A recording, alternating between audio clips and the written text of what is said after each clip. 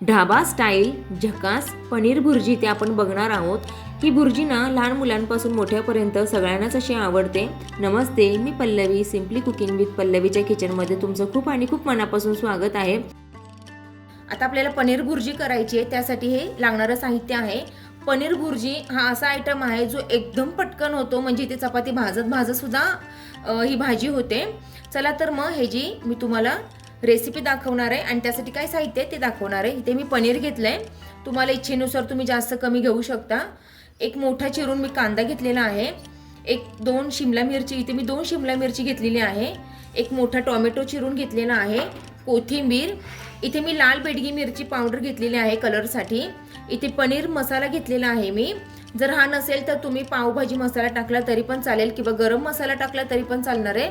इथे मी 2 मिरच्या ह्या चिरून घेतलेल्या आहेत, आलं लसणाची इथे पेस्ट घेतलेली आहे, इथे आपल्याला छान असं बटर लागणार आहे आणि कसुरी मेथी लागणार आहे। इथे आपल्याला 2 मोठे टेबलस्पून दही लागणार आहे। हे दही आहे ना आंबट नाही घ्यायचे, तर काय करायचं आपल्याला सर्वप्रथम आहे ना या दह्यामध्ये ना ही मी मिरची पावडर आणि पनीर मसाला हा घालून घेते आणि छान ह्याला आता एकजीव करून घ्यायचं आपल्याला। तुम्ही माझी तरी ही पद्धत आहे, तुम्ही कशी करता हे मला कमेंटमध्ये सांगा आणि एकदा ना माझ्या पद्धतीने ही ट्राय करा, भन्नाट चव लागते। चला तर मग रेसिपीला सुरुवात करूया। आधी काय करूया आपण, ही कसुरी मेथी ना थोडीशी आपण आहे ना ह्याला टाकली ना खूप छान चव येते ह्याची, जर नसेल तर नाही टाकली तरी पण चालेल, कारण ही पनीरची भाजी ना मी तुम्हाला वारंवार बोलत असते की कशी पण करा, तुमच्या इच्छेनुसार त्यात भाज्या ॲड करा किंवा साधी केली ना कांदा टोमॅटो टाकून तरी पण ही खूपच सुंदर होते पनीरची भाजी। माझी सगळ्यात फेवरेट ही भाजी आहे। आपण आहे ना ह्याला छान असं कुरकुरीत होईपर्यंत परतून घ्यायचं आहे। आपण गॅसची फ्लेम बंद करायची आहे। आता ना हे गरम पॅनमध्येच आहे ना छान असं आहे बघा, तुम्ही बघू शकता कुरकुरीत होणार आहे हे। आता आपण ह्याला काढून घेऊया, कुरकुरीत झालेला आहे हे बऱ्यापैकी। आता आपण ह्याला काढून घेऊया। इथे ना आता मी 2 टेबलस्पून तेल घालून घेतलंय। आता ह्यामध्ये ना आपल्याला जिरं घालून घ्यायचंय। तेल छान असं गरम झालं ना मग आपल्याला जिरं घालायचंय, मोहरी नाही घातली तरी पण चालेल। इथे एक छोटा चमचा मी जिरं घालून घेते। तुम्ही बघू शकता तेल छान तापलेलं आहे, जिरं हे फुलायला लागलंय। आता आपल्याला ना ह्यामध्ये चिरून घेतलेला कांदा टाकायचा आहे। कांदा हा थोडासा गोल्डन होईपर्यंत, जास्त पण नाही पण थोडा गोल्डन होईपर्यंत किंवा त्याचा कच्चा पण कमी होईपर्यंत आपल्याला छान असं परतून घ्यायचं आहे।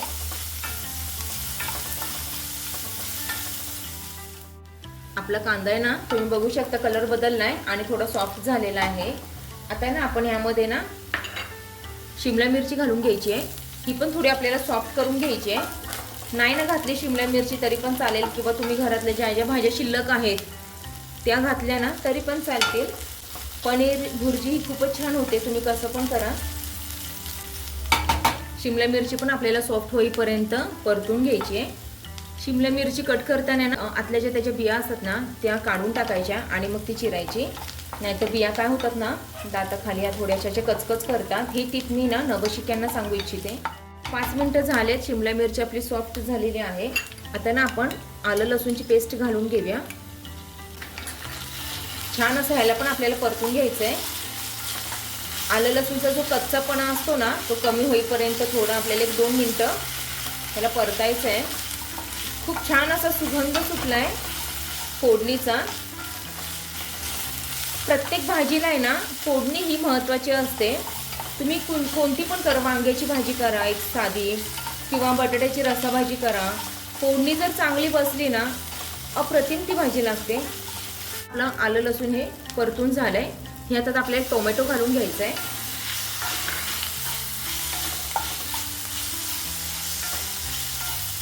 इथे मी मीठ घालून घेते, चवीनुसार घालून घ्यायचं आहे आपल्याला।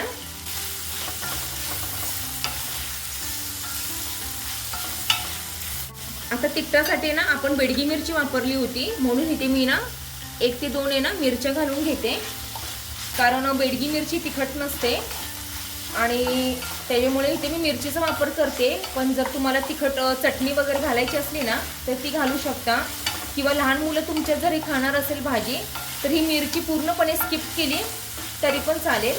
पण अंडा भुर्जीसारखी मिरची घातली नाही भुर्जीची चव येते, म्हणूनच इथे आपण थोडा मिरचीचा वापर केलाय.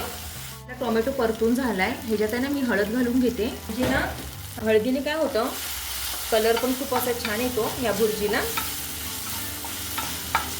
छान असं आपलं सगळ्या भाज्या ह्या सॉफ्ट झालेल्या आहेत. कांदा सॉफ्ट झालाय. आता आपण ना यामध्ये दही घालून घ्यायचे. जे आपण मिरची पावडर घालून दही तयार केलं होतं ना ते घालून घ्यायचंय. छान आपल्याला मिक्स करून घ्यायचंय. आता काय होतं, आता ही ट्रिक आहे ना, ही एकदा तुम्ही नक्की वापरून बघा. त्याने ना भाजी ही मिळून येते दह्याने. फक्त एकच काळजी घ्यायची आहे, दही हे आंबट नाही घ्यायचंय, नाहीतर ते मग कढीसारखी त्याची टेस्ट येते डायरेक्ट. किंवा तुम्ही ना ह्याच्यात फ्रेश क्रीम थोडी वापरली ना तरी पण चालेल. आता ना सगळ्यात शेवटी ना आपल्याला इथे हे पनीर घालून घ्यायचंय. तुम्ही ना आवडीनिवडीनुसार ना कमी जास्त करू शकता पनीर. हे पनीरमध्ये भरपूर प्रोटीन असतं आणि मुलांना हे आवर्जून द्या, कारण खूप पौष्टिक आहे आणि खास करून ना मुलांना पनीर हे आवडतंच. छान असं आपलं हे मसाल्यात मिक्स झाले पनीर. आपण आता ना यामध्ये सगळ्यात शेवटी कसुरी मेथी घालून घ्यायची आहे, जी आपण भाजून ठेवली होती ती. हातावर थोडी ही चोळायची आणि मग घालायची. त्याने काय होतं ना, चव अजून वाढते ह्याची पनीर भुर्जीची.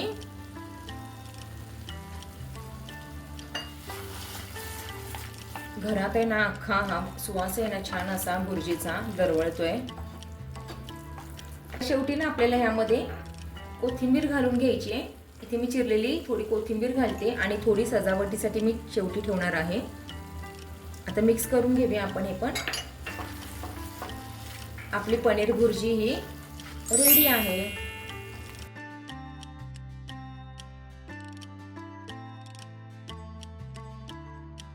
ही भाजी तुम्ही चपाती सोबत खा किंवा ब्रेड बरोबर खा, पाव बरोबर खा, कशाबरोबर पण खा, खूप छान लागते तुमच्या आवडीनुसार. हां, आणि आपली पुढची रेसिपी बघायला विसरू नका, कारण ती अतिशय इंटरेस्टिंग असणार आहे. चला तर मग भेटूया अशा एका छानशा नवीन रेसिपीमध्ये. तोपर्यंत बाय.